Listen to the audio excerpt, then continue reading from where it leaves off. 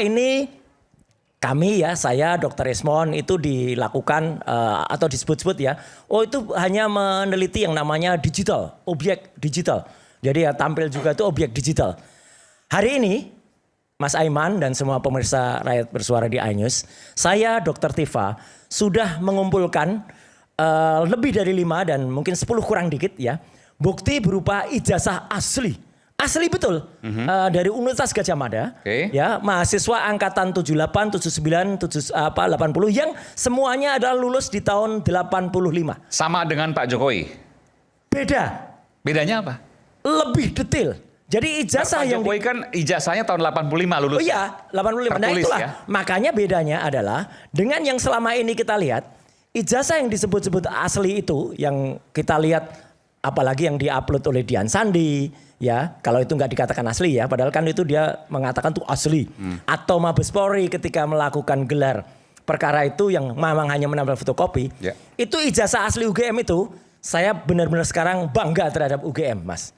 Kenapa? Ijazah UGM bahkan di tahun 85 itu mirip dengan ijazah saya yang tahun 91. Ini kopi dari ijazah saya tahun 91.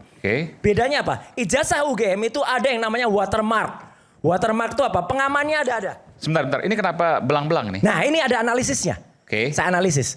Jadi analisis ELA. Nanti juga sebenarnya saya kirim ke iNews tapi nggak apa-apa ini aja ya. Biar cepet. Jadi ijazah itu ada satu, ada watermark. Sebentar, kalau sudah dikirim harusnya ada di sini nanti. Ya. Nah ini. Ini. Nah ya. Silakan Mas Roy. Jadi ada watermarknya. Ini masih ada nih watermarknya nih. Nampak kan? Universitas Gadjah Mada, Universitas Gadjah Mada, Universitas Gadjah Mada. Oh iya, ada tulisannya ya? Ada tulisannya. Yang kedua. Itu dicetakan kertas ya? Cetakan kertas. Ada yang namanya emboss. Emboss logo UGM. Itu di dekat tulisan tanda tangan rektor. Ada benang pengaman di tengah-tengah. Ada kemudian kalau ijazah yang lama itu ada meterai. Punya saya sudah nggak ada meterai. Memang tahun 90 di atas 90 itu nggak ada meterai. Namanya Roy Suryo Udoro. Nama saya dulu kecil adalah Udoro. Ini kemarin ada orang-orang yang mohon maaf ya, kepo atau bodoh gitu ya bilang Roy Suryo itu harusnya pidana, namanya ganti. Loh, saya dapat nama resmi dari Keraton Pakualaman kok ganti, ya gitu. Kalau ini resmi. Keraton Pakualaman dan Keraton Jogja itu gelarnya nggak bisa dibeli, Mas. Nggak kayak yang tiba-tiba punya gelar KPH itu beli kalau itu. Ya, gitu. Nah, satu. Dan ada lagi. Ijazah itu ada logo ini.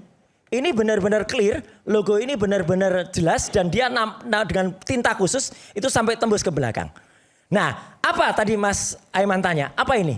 Ini adalah namanya ELA, Error Level Analysis. Saya kembali menggunakan ELA. Karena ELA ini adalah bisa untuk mendeteksi kalau dia sudah diubah jadi digital. Analog pun bisa diubah jadi digital. Nah artinya gini, kalau ini di full kan, coba ada satu gambar lagi yang full, ya silahkan.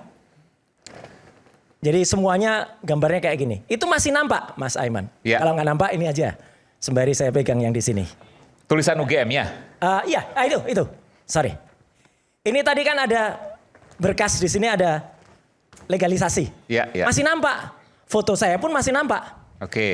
Terus tulisan ijazah juga masih nampak. Ini analisis dengan ELA tadi. Error Level Analysis. Itu membuktikan kalau ijazah itu mau dia yang tadinya analog diubah jadi digital. Itu berubah gini. Coba kita lihat. Tetap ada jejaknya. Tetap ada jejaknya. Coba kita lihat ijazahnya Joko Widodo.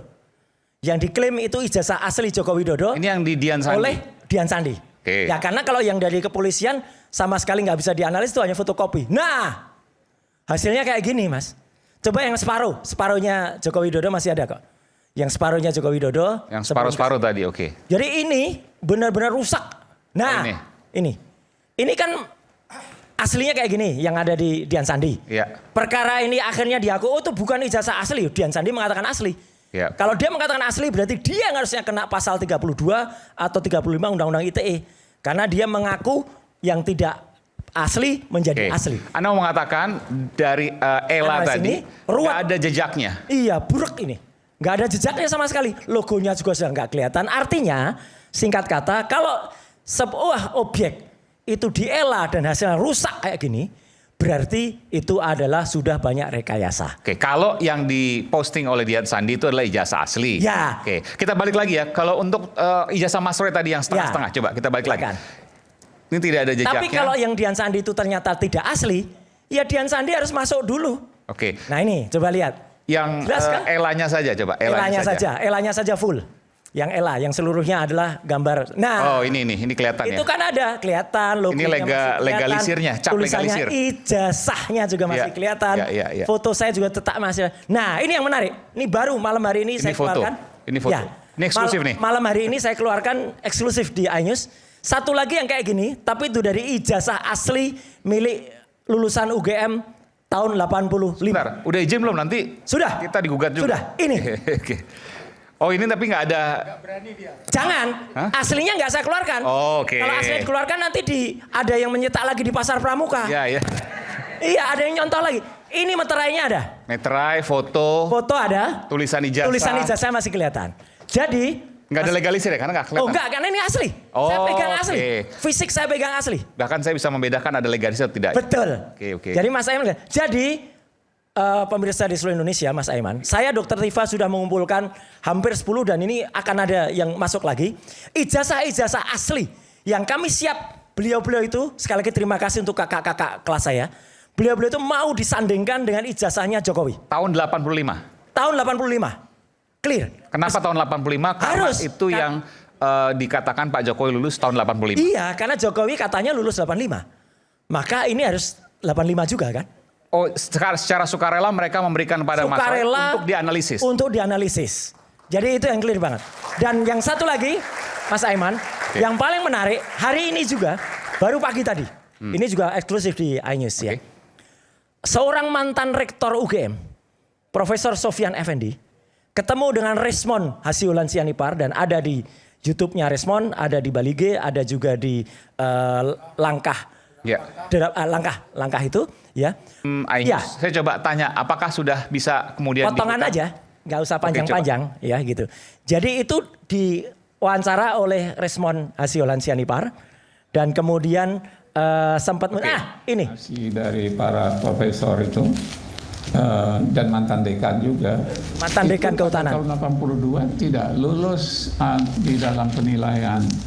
Dia karena ada 4 semester itu ya Prof ya penilaian. Ya, ada 4 semester dinilai. Akademik ya. Dinilai kira-kira 30 mata kuliah lah ya. Ya. Itu dinilai, dia indeks prestasinya nggak mencapai. Berarti 2,5. sesuai dengan statement Pak Jokowi di UII yang disaksikan oleh Profesor Mahfud MD juga ya Pak? Iya betul, sama. Mengaku IPK-nya di bawah dua. Ya. Oke, lanjut Prof, lanjut. Ya, itu ada saksinya Pak